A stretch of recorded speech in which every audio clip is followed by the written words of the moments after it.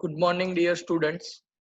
So today we are moving one more brush up session regarding chapter number 8, the cell, the unit of life. Okay, तो उसमें पहले introduction का brush up session हम देखेंगे, उसके बाद ऑर्गेनल टू ऑर्गेनल सभी के बारे में डिस्कस करने वाले हैं. The first question over here is, who discovered the first living cell? Okay, तो यहाँ पे ये आपका एमसीक्यू है directly. The name of the scientist is Anton von Leeuwenhoek. Okay, तो ये इसका करेक्ट आंसर है. आपको इसके साथ रॉबर्ट ब्राउन और कुछ और साइंटिस्ट के नाम दिए जा सकते हैं, लेकिन आपको यहाँ पे एंटोनी वॉन ल्यूवेनहॉक के रॉबर्ट हुक भी यहाँ पे एक ऑप्शन आपको मिसगाइड करने के लिए दिया जाता है. Who formulated the cell theory? तो यहाँ पे सेल थियरी फॉर्मुलेशन का जो क्रेडिट है वो स्केल्डन और स्केवान को जाता है. बहुत बार गलती हम करते हैं, रुडोल्फ विर्चो को भी हम वहां पे ऐड करते हैं. रुडोल्फ विर्चो जो है वो कंट्रीब्यूटर है, लेकिन सेल थियरी का जो कंसेप्ट है basically it was given by Schleiden and Schwann. Okay, फिर उसमें एड ऑन किया गया विर्चो के द्वारा, who gave the cell theory a final shape. Okay, तो obviously final shape Rudolf Virchow ने दिया था. अपना एक स्टेटमेंट उसने ऐड किया था, ओमनिस सेल्यूला ई सेल्यूला. तो इसीलिए यहाँ पे क्वेश्चन नंबर 4 में आप देखिए, omnis cellula e cellula, the statement was given by which scientist? तो यहाँ पे नाम आएगा Rudolf Virchow. Main arena of various cellular activities of the cell is. Okay, main arena कहाँ पे ये सेल्यूलर एक्टिविटीज होती है? तो it is cytoplasm, which is the correct answer. Because हमें पता है कि for livingness cytoplasm is must, otherwise कोई भी सेल्यूलर मेटाबॉलिक एक्टिविटी नहीं हो सकती है इन एब्सेंस ऑफ साइटोप्लाज्म. इसीलिए आप देखिए चैप्टर नंबर 6 में प्लांट टिश्यू में स्क्लेरेंकाइमेटस करके एक टिश्यू है, okay, which is devoid of cytoplasm, तो उसको हम डेड सेल टिश्यू कंसीडर करते हैं. Which non-membranous organelle is found in both prokaryotic and eukaryotic cell? Non-membranous organelle, तो एक ही ऐसा non-membranous organelle है जो दोनों में आपको देखने मिलेगा, that is prokaryote and eukaryote. तो उसका नाम है ribosome. It is protein bodies, okay, having RNA embedded on the body. Next question. Who first explained that cells divide and new cells are formed from pre-existing cells? Okay, ये concept किसने दिया था? Okay, so the concept that the cells are dividing and new cells are formed from pre-existing cells, जिसके लिए एक statement भी है, omnis e cellula e cellula. Okay, ये concept दिया था रुडोल्फ विर्चो ने. So it is the correct answer. ये बहुत क्वेश्चंस वैसे हमें लगते सिंपल है, लेकिन ये मोस्ट फ्रीक्वेंटली टारगेटेड क्वेश्चंस हैं, नीट में पूछे जाते हैं. Which non-membranous cell organelle is found in animal cell and help in the cell division process? तो क्या ऐसा कौन सा ऑर्गेनल है सिर्फ एनिमल सेल में ही आपको देखने मिलता है, not in the plant cell, और वो सेल डिवीजन में हेल्प करता है? तो इट इज सेंट्रियोल. ओके, तो सेंट्रियोल्स जो है, यहाँ दो सेंट्रियोल का यूनिट जो बनता है दैट इज सेंट्रोजोम, ये आपको सिर्फ एनिमल सेल में देखने मिलेगा. Who is responsible for extensive compartmentalization of cytoplasm in eukaryotic cell? Who is responsible for extensive compartmentalization? तो जितने भी मेम्ब्रेन बाउंड सेल ऑर्गेनल्स हैं वही खुद कंपार्टमेंट है, ओके, और वही कंपार्टमेंटलाइजेशन कर रहे हैं वहां पे. सो it is the correct answer. सभी मेम्ब्रेन बाउंड ऑर्गेनल वहां पे कंसीडर हो जाते हैं. Some organisms are composed of a single cell and are called dash organisms. तो single cell वाले organisms को हम बोलते हैं unicellular organism. Fill in the blanks में first statement हम देख रहे हैं. While other organisms which are composed of many cells are called multicellular organism. तो यहाँ B की जगह पे multicellular आंसर आएगा. Dash is a British zoologist studied different types of animal cells and reported that cells had a thin outer layer which is today known as the plasma membrane. Okay, Dash is a British zoologist studied different types of the animal cells and reported that cells had a thin outer layer which is today we know as plasma membrane. ऐसा किसने आपको study करके बताया है?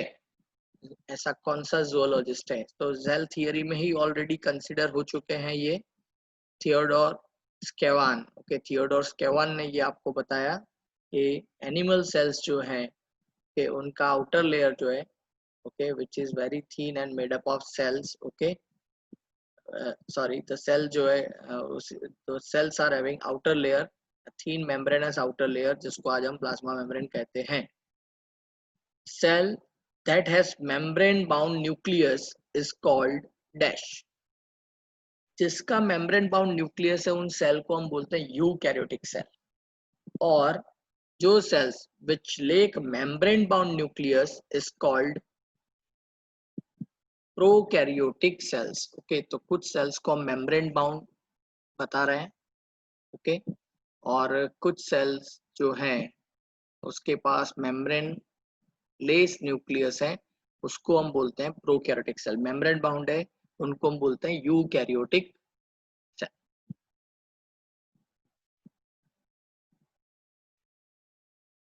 The largest isolated single cell is egg of an ostrich. तो ostrich का जो egg है okay it is largest isolated single cell. Okay, largest isolated single cell, ये भी बहुत इंपॉर्टेंट क्वेश्चन है, 1 मार्क।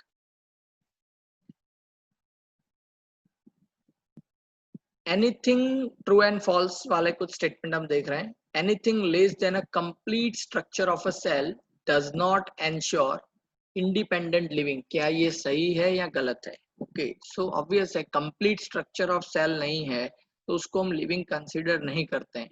ओके, जैसे वायरस के पास बहुत सारी चीजें हैं लेकिन सभी क्राइटेरिया वो फुलफिल नहीं करता है तो इसीलिए हमने उसको लिविंग में भी कंसीडर नहीं किया है, नॉन लिविंग में भी कंसीडर नहीं किया। लेकिन सभी चीजें अगर नहीं है, anything less than a complete structure okay, तो हम उसको इंडिपेंडेंट लिविंग सेल कंसीडर नहीं करते हैं। The statement is true.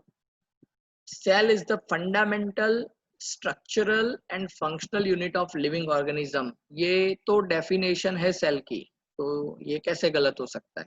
Okay, यहाँ cell is the smallest fundamental structural and functional unit अगर बोला जाए तो भी वो सही है, तो ये स्टेटमेंट आपके लिए सही बन रहा है। Come to the statement number 3। Various chemical reactions occur in the cytoplasm to keep the cell in the living state. It is true. Various chemical reactions occur in the cytoplasm to keep the cell in the living state. Okay, तो ये statement सही है। All living organisms have a cell wall surrounding the cell membrane. All living organism, क्या सभी के पास cell wall होता है? तो प्लांट के पास है, बैक्टीरिया के पास है, मतलब मोनेरा के पास है, प्लांट किंगडम के पास है, फंजाई के पास है, प्रोटिस्टा में नहीं होता है, एनिमलिया में नहीं होता है। तो cell wall is not a compulsory requirement for a living cell, तो it is false. Okay, all eukaryotic cells have similar shape. नहीं, नेवर। आप देखिए प्लांट और एनिमल टिश्यू वाला जो हम चैप्टर पढ़े हैं, चैप्टर 5, 6 और 7, उसमें 6 और 7 में आप देखिए प्लांट और animal tissues different different shape के सेल्स आपके सामने हैं। तो सभी यूकैरियोटिक सेल के पास सिमिलर शेप नहीं होते हैं।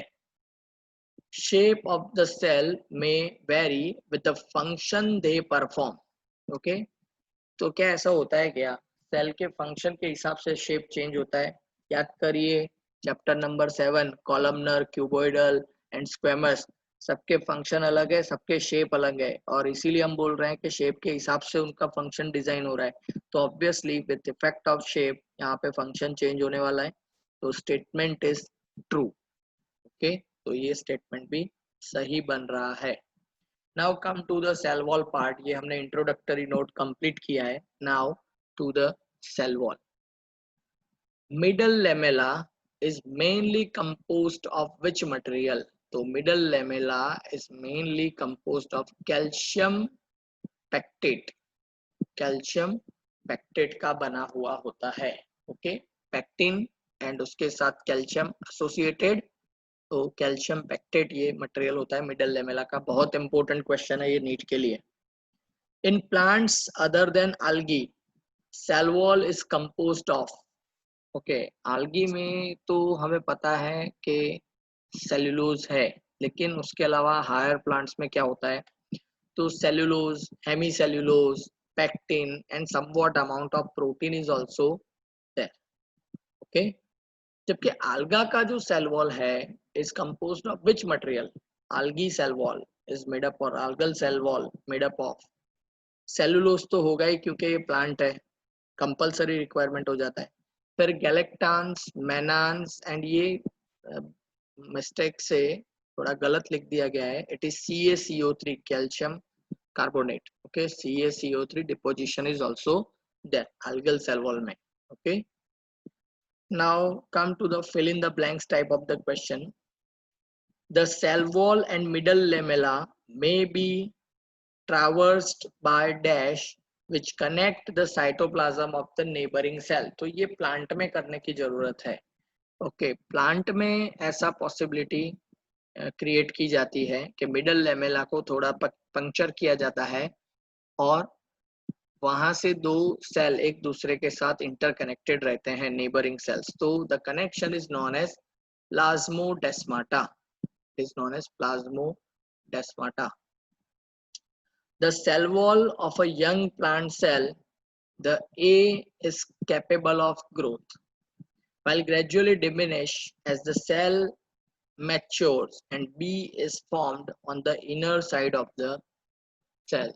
तो यंग प्लांट सेल अगर है तो प्राइमरी सेल वॉल जो है उसकी ग्रोथ हो सकती है. एक बार सेल वॉल मैच्योर हो जाती है फिर ग्रोथ नहीं होती, इसलिए प्राइमरी सेल वॉल जो है okay, it is capable of growth, okay, which gradually diminish as the cell matures and secondary cell wall is formed on the inner side of the cell. secondary cell wall फिर वहां पे बनती है, इसके बाद growth की एक limitation आती है. Okay, now come to the true and false type of the statements.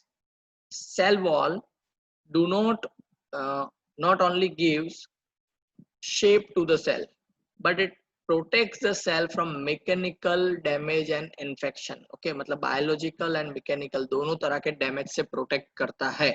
So obviously the answer is correct. This statement is correct. As cell mature, the secondary wall is formed on the inner, that is towards the membranal side of the cell. Secondary cell wall अंदर के side ही बनती है, अभी अभी हमने देखा है, तो ये statement भी correct बन रहा है. Third statement, middle lamella holds or glues the different neighboring animal cells together. Middle lamella animal cell के बीच में होता है तो नहीं. That's why the statement is false. It is incorrect. तो अगर यहाँ पे animal की जगह पे plant cell लिखा होता तो it was correct. Cell wall is a living calcified structure, forms an outer covering for the plasma membrane of fungi and plants. Living material बोला गया है cell wall को यहाँ पे. So नहीं, cell wall कभी भी living material नहीं हो सकता है. Okay, so it is false. All eukaryotic cells are not identical. All eukaryotic cells are not identical. अभी तो बताया है, तो the statement is correct कि सभी सेल अलग अलग तरह के हमें दिखते हैं. Fine. So this is the end of the cell wall. Come to the cell membrane part. Fluid mosaic model was proposed by which scientist? So it was proposed by Singer and Nicholson. Okay.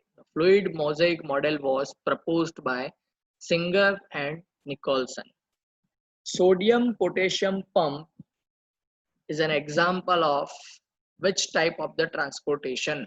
So sodium potassium pump is an example of active transportation. It is example of active transportation. The ability of protein to move within the membrane is measured as its fluidity. Okay, protein movement करते हैं within the membrane. Okay, protein within the membrane move करते हैं और उसको बोला जाता है fluidity of the membrane. Movement of water across the membrane by diffusion. Movement of water across the membrane by diffusion is called osmosis. Okay, तो ये बहुत इंपॉर्टेंट डेफिनेशन है, ये एक और बार आगे आप पढ़ने जाने वाले हैं यूनिट नंबर 3 में, सॉरी यूनिट नंबर 4 में इसको आप वापस पढ़ने वाले हैं. Movement of water across the membrane, it is called diffusion. The detailed structural study of cell membrane was possible after the year 1950. Okay, क्यों? तो 1950 के बाद इलेक्ट्रॉन माइक्रोस्कोप का जो इन्वेंशन हुआ उसके बाद ये पॉसिबल हो पाया सेल मेम्ब्रेन और उसका स्टडी आप कंप्लीटली अच्छे से कर पाए. The cell membrane is composed of lipids that are arranged in bilayer. Okay, तो यहाँ पे लिपिड बायलेयर होता है, 2 लेयर्स में लिपिड बटा हुआ है वहां पे. Okay, in the membrane of human RBC the percentage of lipid is approximately, okay, RBC जो है ह्यूमन के उसमें लिपिड का प्रपोर्शन कितना है? So it is only about 40%. Okay, so it is only about 40%. The lipid content of cell membrane mainly, okay, कौन से lipid होते हैं?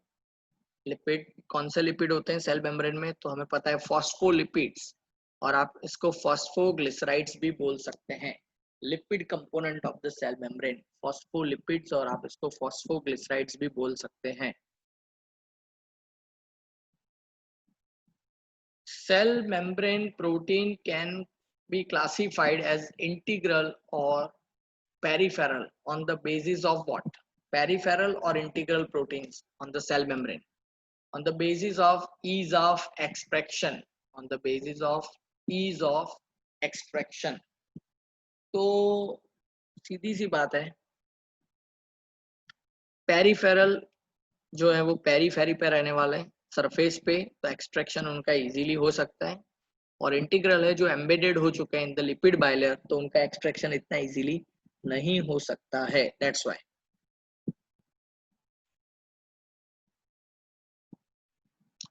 Fill in the blanks type of the questions. According to the fluid mosaic model, the quasi-fluid nature of A enables the lateral movement of B within the bilayer. ये पूछा गया हुआ question है. Okay. In the fluid mosaic model, quasi-fluid nature of A, कौन किसकी fluidity है? तो fluidity of lipids. Okay. The lateral movement of B, किसकी मूवमेंट होती है इस फ्लूइडिटी की वजह से? तो प्रोटीन की. एक मूवमेंट करता, एक जो है फ्लूइडिटी दिखाता है और दूसरा मूवमेंट करता है. Lipid is having fluidity, the protein is having movement because of that fluidity. Transport of molecules across the membrane without any requirement of energy is called. Without any requirement of energy, तो movement without any energy requirement. Okay, तो इसको हम बोलते हैं passive transport. Okay, passive transport along the side of the concentration gradient. Higher concentration से lower concentration में ये spontaneous होने वाली प्रोसेस है, तो यहाँ पे कोई एनर्जी लगने वाली नहीं है. Neutral solutes can move across the membrane by the process of neutral solutes. Okay, neutral है जिसके पास कोई चार्ज नहीं है, वो कैसे मूव करते हैं across the membrane? So they are moving through simple diffusion. They can move through simple diffusion. As dash can not pass through the non polar lipid bilayer, they require B to facilitate the transport across the membrane. ऐसा कौन सा material है जो non polar lipid bilayer से पास नहीं हो सकता है? और उसी वजह से उसके ट्रांसपोर्टेशन के लिए आपको कोई एक और चीज चाहिए। इन दोनों मटेरियल के नाम बताइए। तो polar molecules can not pass through the non polar lipid bilayer. Polar molecules cannot pass through the non-polar lipid bilayer, and that's why they require carrier proteins. They require carrier proteins to facilitate their transportation. To facilitate their transportation. True and false type of the questions. The fluid nature of cell membrane is helpful in functions like. Fluid nature of the cell membrane is helpful in functions like. एक पहला function दिखा है आपको, formation of intercellular junction, तो it is correct, yes. Fluid nature is required for the cell growth, yes. Fluid nature is required for cell division, क्योंकि वहां पे membrane को एक्सटेंड होना होता है, तो यस। क्या फ्लूइड नेचर डीएनए रेप्लिकेशन के लिए हेल्पफुल है? नो, इससे कोई लेना देना ही नहीं है, so it is false. Whether it is responsible for secretion of the materials, तो यस, ओके, तो ये भी ट्रू है। इट इज रिक्वायर्ड फॉर और it is helpful for ribosome synthesis, क्या ये करेक्ट है या इनकरेक्ट है? तो it is false, okay. The ratio of proteins and lipids is same in all cell membranes. तो नहीं, सभी में सेम नहीं होता है। Cell to cell, according to their functions, according to their location in the tissues, okay, according to their requirements, okay, according to their shape, size and appearance, protein lipid का proportion change होता रहता है। तो ये false statement था। The integral proteins are partially or totally buried in the membrane. Yes, correct है ये।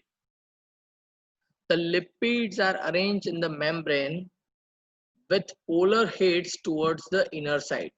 Polar head towards the inner side.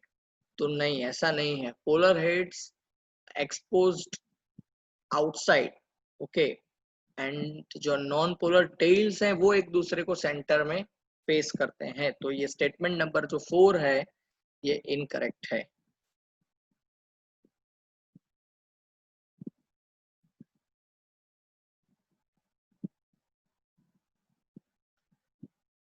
Fine. Mark the statement as true or false. Statement number 1. In unicellular organism, all the functions are performed by single cell. तो और कौन आएगा इसको help करने? Obvious है, ये true statement है। In the complex body of multicellular animals, different functions are carried out by different group of the cells. तो yes, ओके, तो टिश्यूज है, ग्रुप ऑफ द सेल्स है अलग अलग फंक्शन के लिए, तो statement is true. In multicellular animals, a group of similar sales along with intercellular substances perform a specific function. Such an organization is called tissue. तो ये definition है tissue की, तो ये स्टेटमेंट भी सही है। The function of cells vary according to their structure. Okay, according to their structure.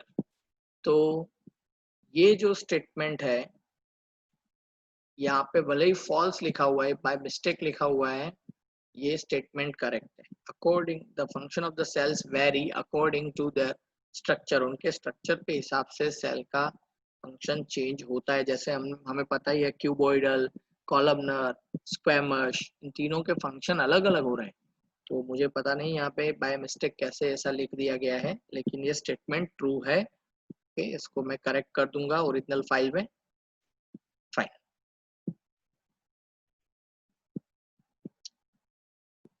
So dear students, ये आज के सेशन में अभी हमने सेल ऑर्गेनल्स के बारे में, अभी सेल वॉल और सेल मेम्ब्रेन के बारे में हमने देखा है। Fine.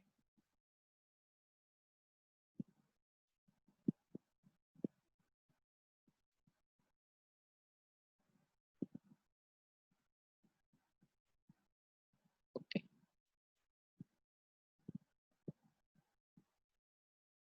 so I'm ending this session right now. Okay, we will meet in the second half of this brush up session.